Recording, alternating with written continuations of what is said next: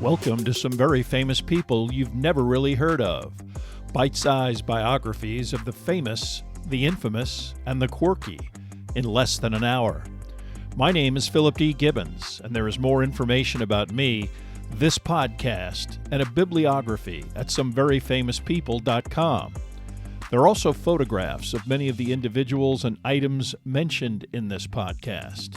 At the conclusion of part one of this presentation, there will be additional suggestions concerning further information about today's subject, Johnny Carson, the king of comedy.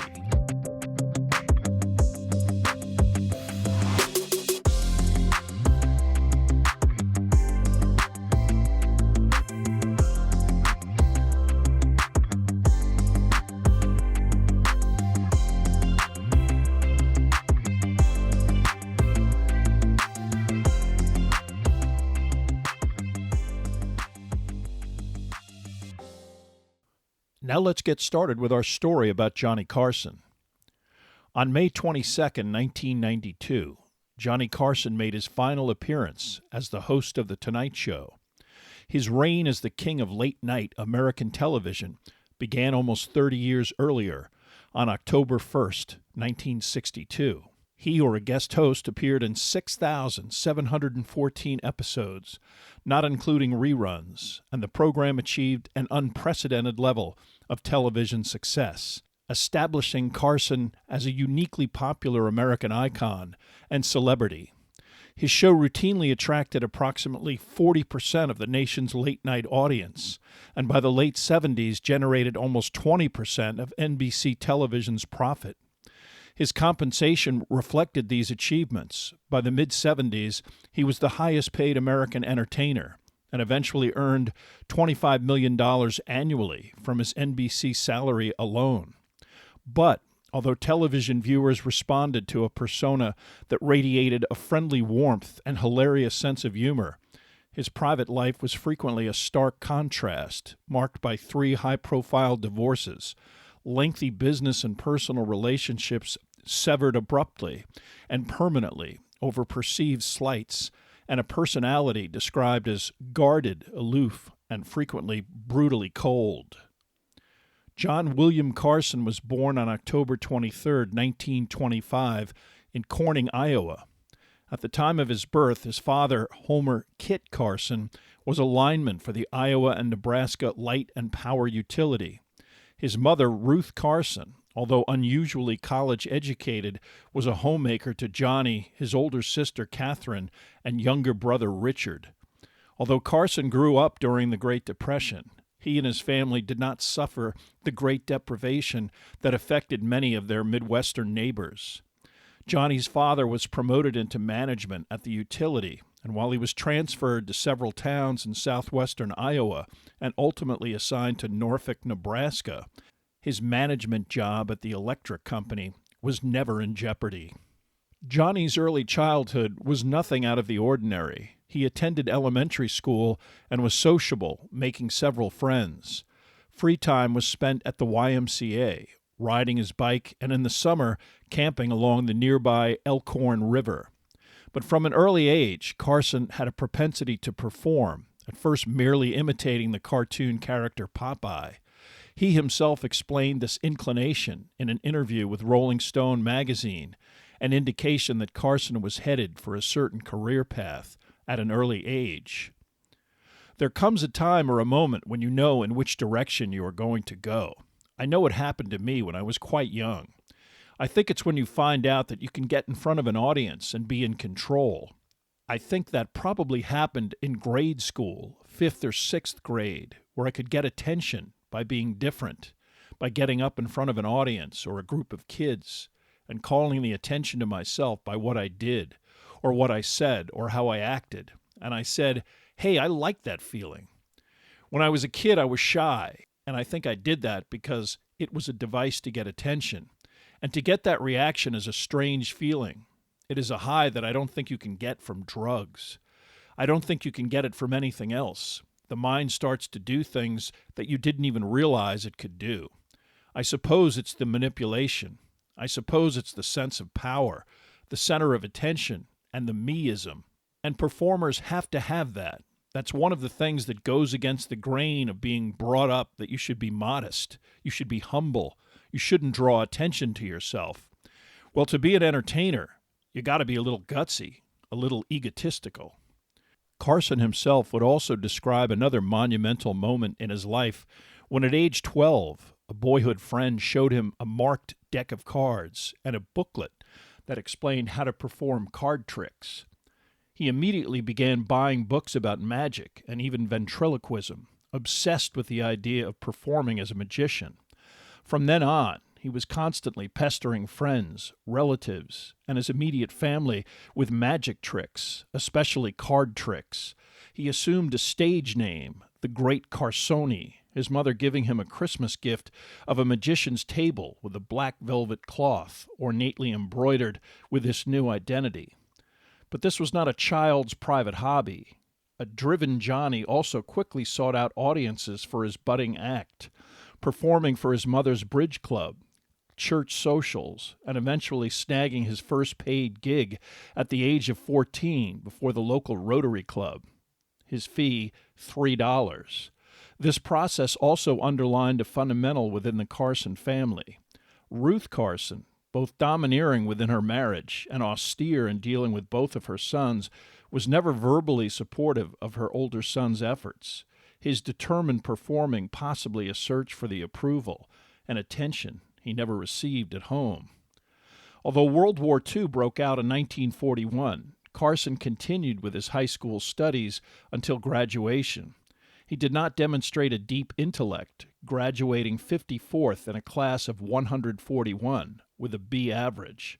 However, his outgoing personality and perpetual inclination to perform and entertain made a lasting impression, at least one teacher inscribing in his yearbook, "You have the ability to make people laugh. You will go far in the entertainment world."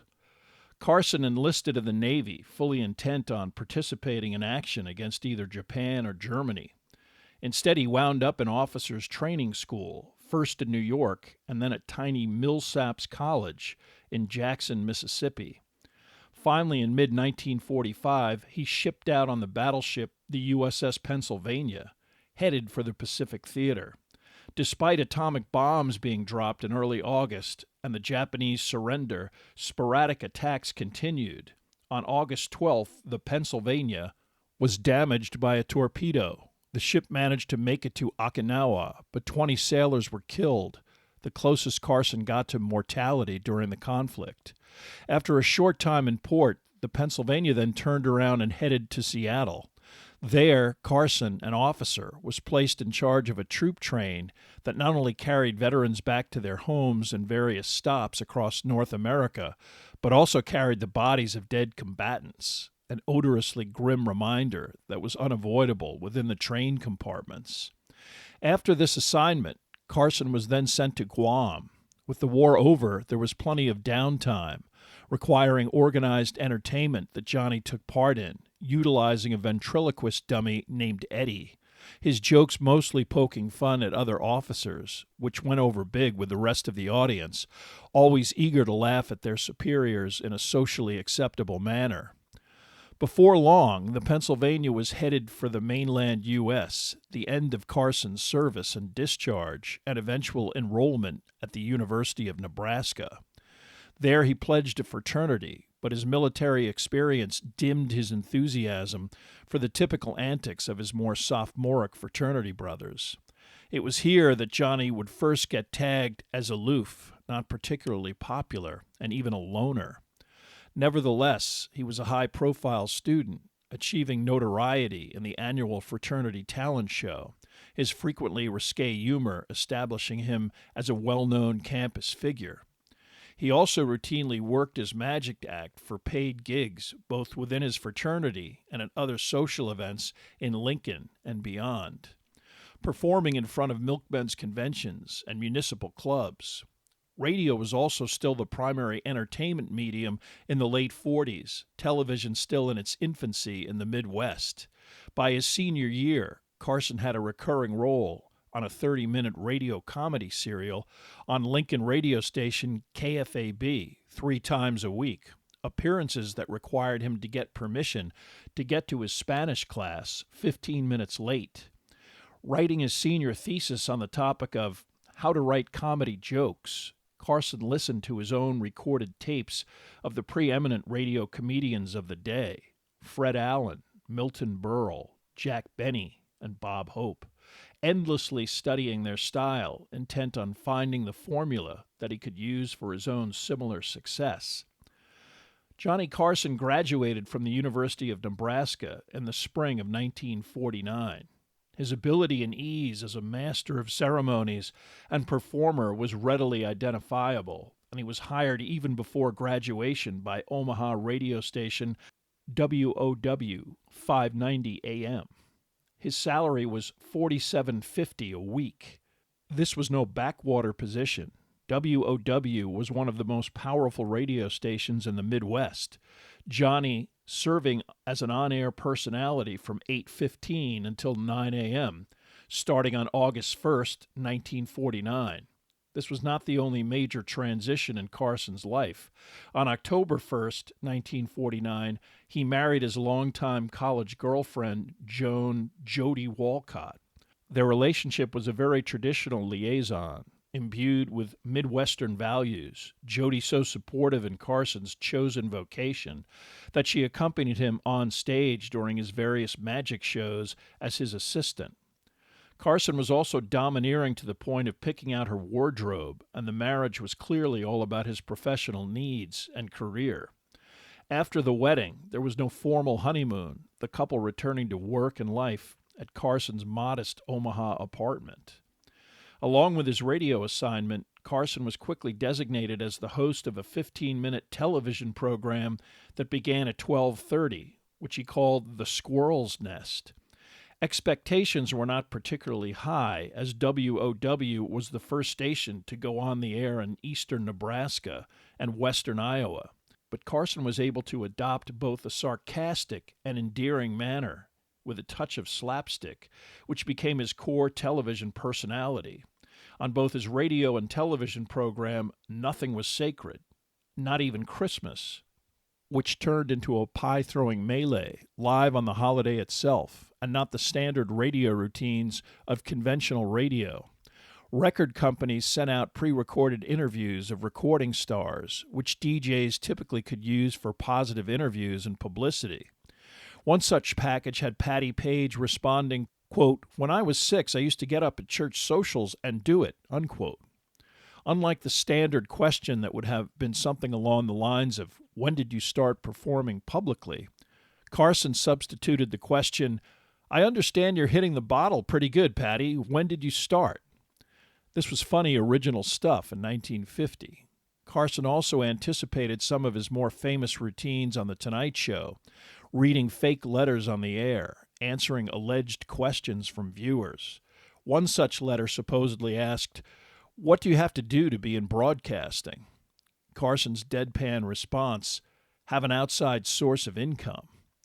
Truly, money was uppermost in Johnny's mind as his wife gave birth to their first child, a son Chris, in November of 1950.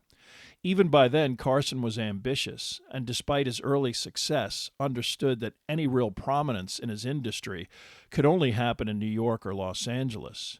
He spent his summer vacation in 1951 in San Francisco and L.A., attempting to get a 30-minute demo reel in front of TV and radio station general managers. His only positive response was from a former Iowa buddy now managing KNX-TV in Los Angeles, Bill Brennan, who told him that he would get him in the door as soon as he had an opening. That October, Johnny got the call that Brennan had a staff announcing position that paid $115 weekly, and Carson had 7 days to get to Los Angeles. Carson took the job, loaded up a U-Haul, and headed west, telling his wife that he'd send for her when he got settled with a place to live. For Johnny, who at least had his own show, following, and comfortable niche in Omaha, this was quite a gamble, but he believed in himself, and even if it was at the bottom of the ladder, he was getting a crack at the big time. Later, Johnny Carson stated that he gave himself 1 year to make it in Los Angeles, and if he didn't show some specific progress, he would pack up and move to New York. He took on any responsibility or assignment the station was willing to afford him, and management was true to their word when it came to giving him greater opportunity. On October 4th, 1952, at 7 o'clock Saturday night, KNX-TV debuted Carson's Cellar, a comedy show of various bits with Johnny as the centerpiece, surrounded by a three-member band called the New Yorkers and a straight-arrow announcer with a powerful voice named John Condon. The show was produced on a shoestring budget that frequently required the musicians and even the director's wife to participate in various send-ups. Nothing was sacred, and the cast would do anything for a laugh. Once an unrecognizable person quickly walked across the screen, his back to the camera, and Carson announced that was Red Skelton doing a guest appearance. Skelton, a huge star at the time, must have had a sense of humor, because the following week he showed up in studio, an indication that the show was already a hit within the industry. Soon an impromptu in-house audience began to build as well. Carson generated enough buzz to get William Morris calling, and in no time he had a deal with a network sponsor, American Home Products, for a 13-week show to be shown regionally throughout the West Coast. But the zany, irreverent style of Carson's Cellar went out the window completely. Already sponsors and networks had a great deal to say about material and were intent on presenting Carson in just another variety show with some clever banter, a female singer in front of an orchestra, and the type of tame material that made the program ordinary. All of the momentum that Carson established in his first years in Hollywood disappeared with his 13-week stint. He wasn't renewed, and it was back to scrambling gigs to pay the rent. This failure could not have come at a worse time. On November 2nd, 1953, Jody gave birth to a third son, Corey, and once again money was tight. Carson survived as the MC of a network game show, Earn Your Vacation, but also paid the bills as a staff writer for CBS's Red Skelton, at the time one of America's most popular television comics. Skelton famously incorporated physical slapstick comedy into his various televised routines and skits, opening the door for Carson in a manner that could only happen in show business. On August 18, 1954, Red was rehearsing a bit with a breakaway door, a prop that is supposed to split harmlessly when the actor slams through it. Except this particular door didn't react properly, rendering Skelton unconscious. When it became clear that the show would not go on, the producer called Johnny, and with only a few hours' notice, asked Carson to do the show in Skelton's place. While most of what he did consisted of Carson merely introducing pre-recorded footage of previous Skelton performances, his ability to be flexible and jump into live television was recognized as a valuable talent.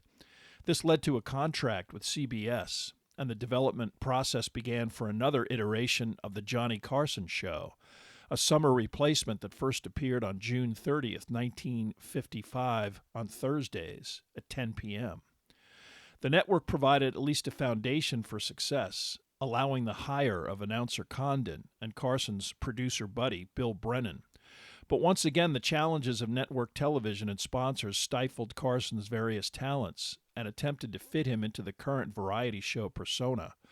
Although a great deal of publicity was generated, including an appearance on the cover of TV Guide, much of the focus was on Carson's family life, with an emphasis on his wife and children.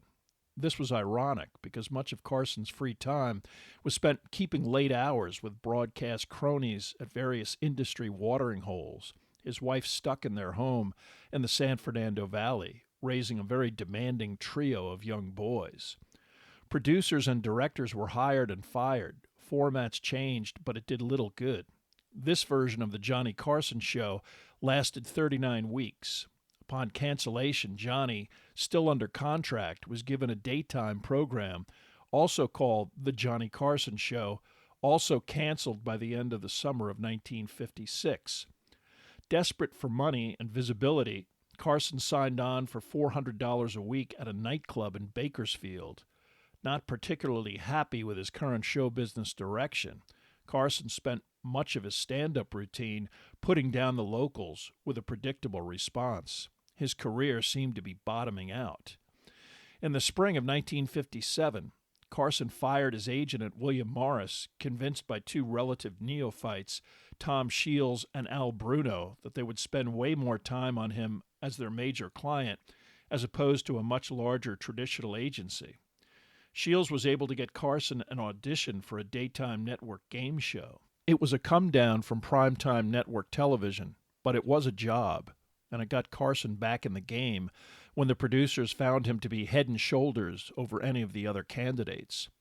The program, eventually entitled Who Do You Trust?, was taped in New York, which necessitated a move across country, a process Jody was only too willing to oblige. Their marriage was teetering on the brink of collapse, and she hoped a new job and new location might be the fresh start to improve the situation. Who Do You Trust was both a different type of game show and a different form of television entertainment. Groucho Marx appeared on the first breakout example of this format in You Bet Your Life, a program spiced up by various hilarious Marx ad-libs. Who Do You Trust?, a kind of precursor to the Newlywed Game, featured couples interviewed about their lives and interests. Johnny Carson ad-libbed hilariously and even reenacted some of the hobbies and interests like scuba diving and race car driving in ways that were inventive. Johnny dutifully got into an enclosed water tank on set and even crashed a small car into a stage wall during this portion of the show. Never mind that the program was almost entirely pre-scripted. The ad-libs were contributed by writers, and contestants were warned not to ad-lib themselves. The show was a hit, so much so that the producers of a Broadway play, Tunnel of Love, when looking to replace leading man Tom Ewell, decided to hire Carson. The play, seemingly on its last legs when Johnny was hired, ran for another 10 weeks. But a peculiar side of Carson's personality became evident, especially to his co-star, Marcia Hunt. Although she played his onstage wife and they had adjoining dressing rooms, in 10 weeks they had one 2-minute conversation when Hunt asked Johnny where he had gotten the sweater he was wearing. This attitude also prevailed when Johnny dealt with the writers of his game show, essentially closeting himself away from them and communicating through the producer. But one individual did manage to crack the seemingly impenetrable veneer. When his initial announcer for the program got a job hosting another game show, this individual suggested Philadelphia television announcer and ex-Marine Ed McMahon as his replacement. Carson and McMahon had an immediate chemistry, Johnny literally setting the MC's script on fire on McMahon's very first Who Do You Trust? McMahon became more than a straight man, the butt of jokes, but clearly an individual that Johnny cared about deeply. For once, this was not some manufactured TV construct. McMahon assumed a critical role in Johnny's life during this time period, that of his drinking buddy, usually immediately after Who Do You Trust concluded. Although the Carson family residence was in suburban Harrison, New York, Johnny had rented an apartment during his appearance in Tunnel of Love, some in his inner circle believing that this was the sole reason for his acceptance of the role. Despite a competent performance, he never pursued acting, but he also did not give up the apartment. In truth, despite the public relations veneer, at this point Johnny Carson's family life was in shambles. He openly philandered, not particularly caring if his wife knew, and when she responded by attempting to arouse his jealousy or abused alcohol, their interactions escalated to Carson's physical abuse, exacerbated by his own heavy drinking.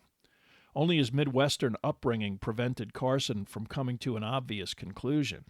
His last attempts at keeping the marriage together consisted of reinforcing the idea that Jody could pursue her own career in art and painting, and that he would be financially supportive.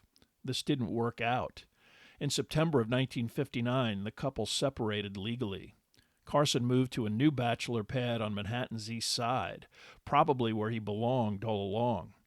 For the rest of his life, he was quick to point out that it was his wife who asked for the divorce, as if this absolved him of any responsibility for the marriage's failure. Characteristically, Carson's personal dysfunction did not affect either his on-screen performance or his ambition. His management team was able to get him 2 weeks as a vacation replacement for Jack Paar, the current reigning host of NBC's vaunted Tonight Show, and Johnny's marital difficulties were kept quiet, Instead, he cultivated a media image of a thoughtful, humble, regular guy. He made numerous guest appearances on such popular programs as I've Got a Secret and The Perry Como Show, becoming what's known in the industry as a personality. Who Do You Trust had served its purpose. Carson in a holding pattern, waiting to land bigger and better things. The next big thing began to crystallize in late 1961. Rumors were sweeping the industry that Jack Paar was getting tired of hosting NBC's late-night talk show and was thinking of leaving the 105-minute, 5-day-a-week program. Paar was something of a national television phenomenon, firmly establishing NBC's Tonight Show as one of the cornerstones of the network's lineup. The Tonight Show actually began in September of 1954 and was hosted by Steve Allen, its format very similar to the program as hosted by both Paar and subsequently Johnny Carson. An opening monologue, interaction with, and questions from the studio audience, guest interviews ranging from celebrities to various eccentrics and oddballs, and skits. Allen was wildly successful, and eventually NBC decided to position him in a variety show format opposite Ed Sullivan on Sunday nights, an ultimately unsuccessful attempt to compete with Sullivan's CBS powerhouse. While this was a gradual transition, Allen left The Tonight Show completely in 1957, and after the network presented a brief failed attempt at a national news magazine, Jack Paar, a veteran comic, morning, and game show host, was brought into a restored talk show format similar to Steve Allen's program. Paar was even more successful than Allen and made a conscious effort to assemble a more provocative ensemble of guests that included journalists like William Buckley, politicians like Senator John F. Kennedy, athletes like Muhammad Ali, then known as Cassius Clay, and even Fidel Castro.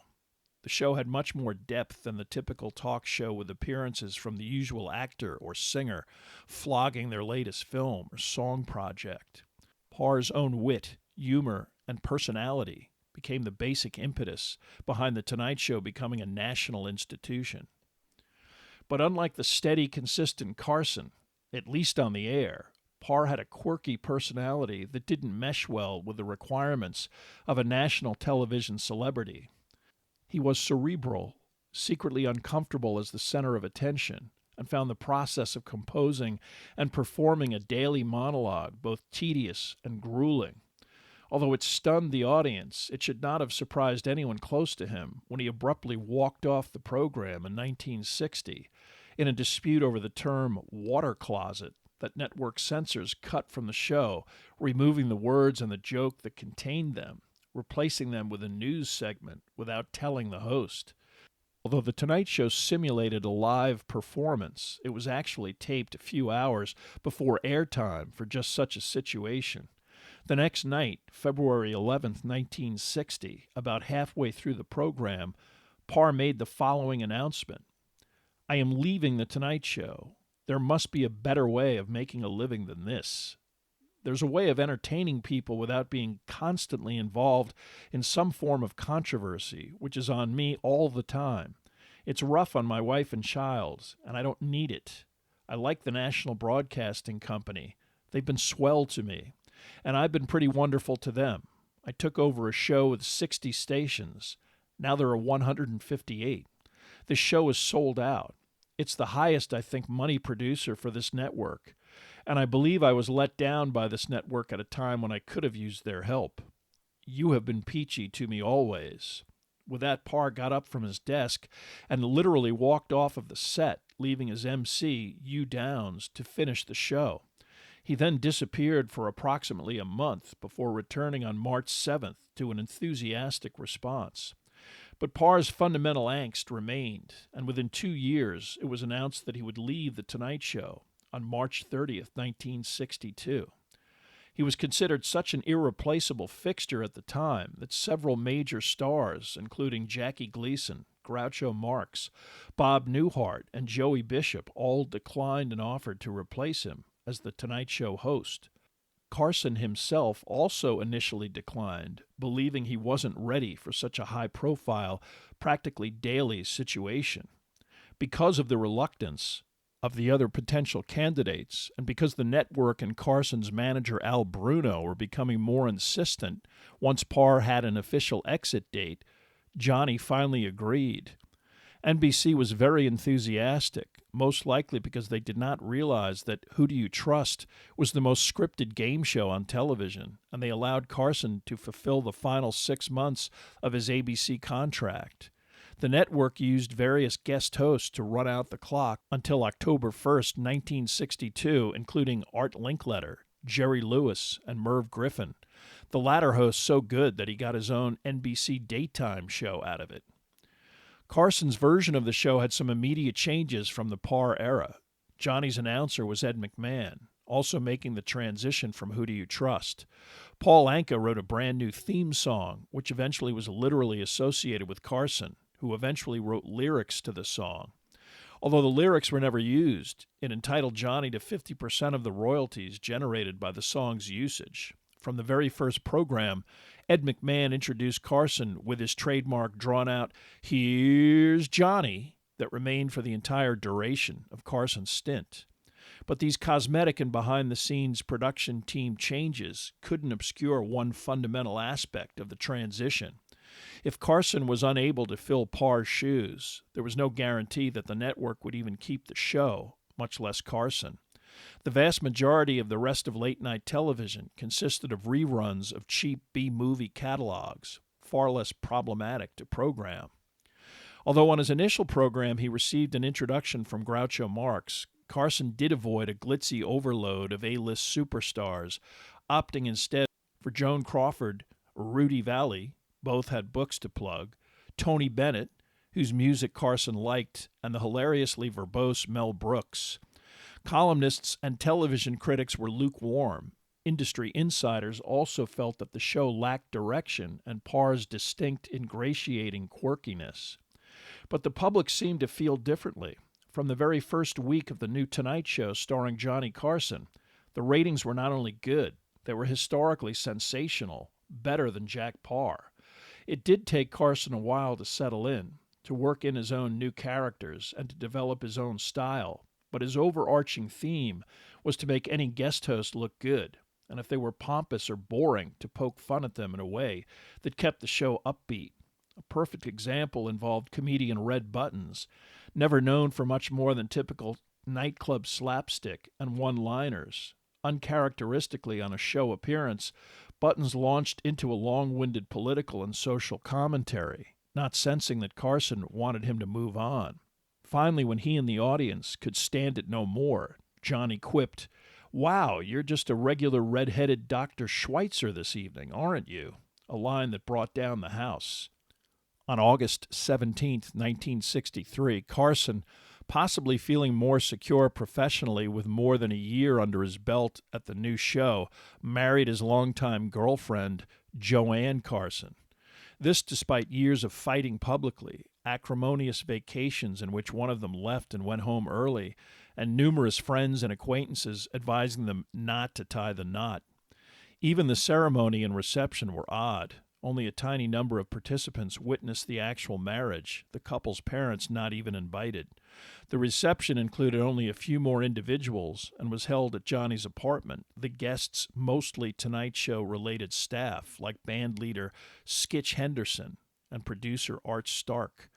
Another strange aspect of the marriage was that Carson had never officially handled his situation with his first wife, Jody. Although they were legally separated and had agreed on a financial arrangement, the first Mrs. Carson would have to fly to Mexico and get a quickie divorce before there could legally be a second Mrs. Carson. Although this helped Johnny avoid massive negative publicity and was a hassle, the docile Jody agreed, at this point just wanting to get on with her life. This new development in his personal life did little to change Carson's professional schedule. His workday routine was both insulated and deliberately cordoned off from all but a few chosen staff members like Ed McMahon or Johnny's producer.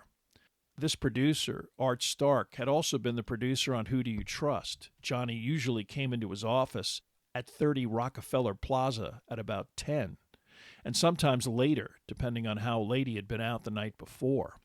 He spent the first few hours combing newspapers for potential material, and by midday received the efforts of the half dozen or so writers assigned to churn out his monologue, initial post-monologue bit, and skits and ad-libs.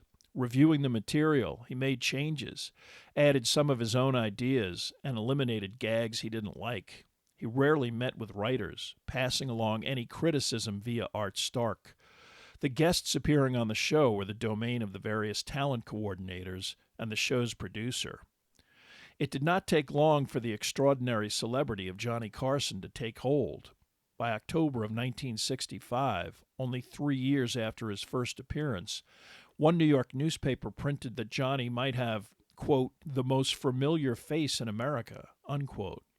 He and his wife upgraded from their prototypical York Avenue East Side apartment to the prestigious UN Plaza, 1st and 49th, their duplex 35th and 36th story 10-room townhouse, enjoying a sweeping view from the George Washington Bridge to the tip of Manhattan Island.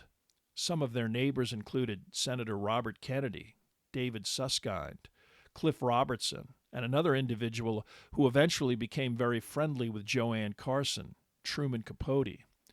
But if Jody Carson was a traditional homemaker desperately trying to please her husband, Joanne Carson was quite the opposite.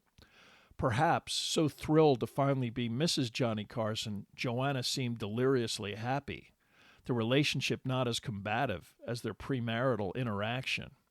But domesticity was not her strong suit. Neither Johnny or Joanne could boil water, Johnny frequently dining on popcorn popped on the stove and milk, or Sara Lee chocolate cake a couple of times a day.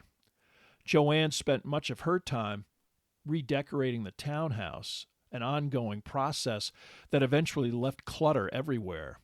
Still, the Carsons rarely socialized, comfortable spending time in their luxurious apartment. Johnny no longer could casually wander around in public without being hassled by fans, impromptu auditions, and even demands to appear on his program. To attend a performance or sporting event, he began to don wigs, hats, and large sunglasses to try to minimize this harassment. His apartment became a sanctuary, his habits practically reclusive. Over time, Carson's isolation with Joanne brought out their former confrontational behavior.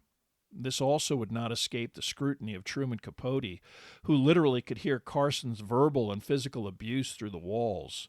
One reason the writer became close to Joanne was that when the atmosphere got too heated, Joanne would escape to Capote's apartment, a drunken Johnny frequently quickly following, banging on the door.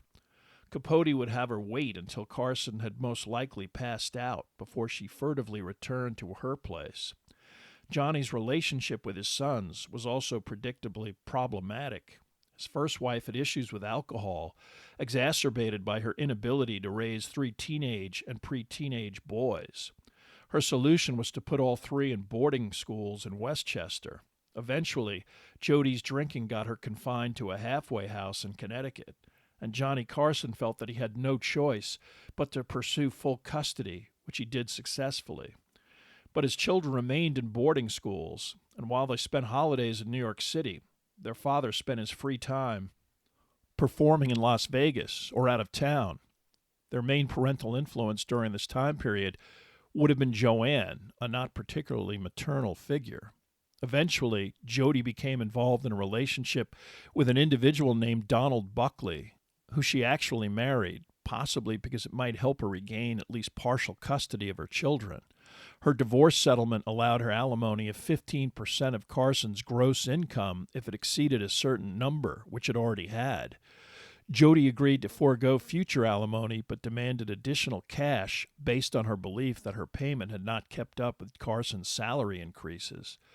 The case was settled when Johnny agreed to pay $13,500 over a 30-year period. Jody married Buckley, gave up the 15% alimony, and got a divorce 2 years later. Foregoing 15% of Johnny Carson's annual income for 35 years for a brief union was a typically unfortunate outcome for Jody, who spent the subsequent decades in a vagabond existence of total obscurity. The chaos of Johnny's personal life was diametrically opposed to the well-oiled machine that was The Tonight Show. The propulsion of the show to new heights of national prominence began on April 4th, 1968, when a guest named Herbert Boutros Corey, also known as Tiny Tim, flitted on stage, blowing kisses, and sang his rendition of a jazz-age standard, Tiptoe Through the Tulips. Tim's glass-shattering singing falsetto, unfashionable dress, asexual physique, stringy shoulder-length hair, parrot beak honker, and enormous overbite made him one of show business's most improbable success stories. But there he was, after his first sensational national appearance on the premiere of Rowan and Martin's Laugh-In. Besides his jarring physical appearance, Tiny Tim also espoused bizarre personal habits, like a 90-minute shower first thing in the morning, and his firm belief that much of the world's ills were the result of impurities in soap. Demonstrating his uncanny ability to read an audience, rather than condescending or even lampooning, Carson remained completely benign, acting agreeably bewildered, and greeting Tiny Tim at the couch with the one-liner, "That's the damnedest act I've ever seen." When Tiny Tim discoursed extensively on health foods and the body, Carson possibly offered one of his best deadpan lines in the history of his tenure, responding, "Well, how do you stay so healthy? You look in good shape." This to an individual who appeared to have just broken out of a psychiatric hospital. Tiny Tim continued with utterly bizarre patter, Johnny retaining his sense of aghast bemusement for a memorably hilarious debut. So good that Tiny Tim was booked every 7 weeks until September of 1969, when he gushed on the air the news to Carson that the singer was engaged and going to be married on Christmas to his fiancée, who he referred to as Miss Vicky. He also always referred to Johnny Carson as Mr. Carson. Although it seemed spontaneous, Tiny Tim had already agreed with the talent coordinators that his marriage ceremony would take place on The Tonight Show. And so, because Johnny Carson sincerely explained to Tiny Tim that he could not be available Christmas Day, on December 17, 1969, after months of relentless hype, the wedding took place on the stage of The Tonight Show. Never mind that Miss Vicky, a.k.a. Victoria Budinger, was 17 years old, and Tiny Tim was pushing 40. Johnny milked the occasion for everything it was worth, bringing out 2 guests, Florence Henderson and Phyllis Diller, for standard interviews before the main event. Then the utterly traditional ceremony amidst a specially constructed set and 1,000 tulips, adding to the completely surreal atmosphere. In character, while Johnny and guests toasted the newlyweds with champagne, Tiny Tim and his bride drank honey and milk. The groom then strummed the zither, singing a lengthy falsetto entreaty to his bride. Johnny remained utterly respectful and genial for the entire ceremony and aftermath for what ultimately became, after men landing on the moon, the most watched television program during the decade of the 60s, experienced by an estimated 45 million viewers.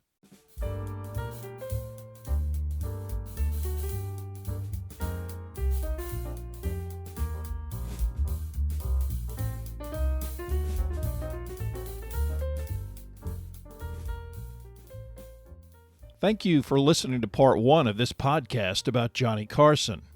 Information for this program came from the books King of the Night by Lawrence Leamer and Johnny Carson by Henry Bushkin. There are also additional photographs, bibliographical, and musical information at someveryfamouspeople.com. If you have enjoyed this presentation, please like us at our Facebook page, Some Very Famous People, and follow us on Twitter at Philip D. Gibbons. Subscribe to my YouTube page at Noblesse Oblige, and also rate us on iTunes. If you have the time, leave a brief review. A link is provided at the website.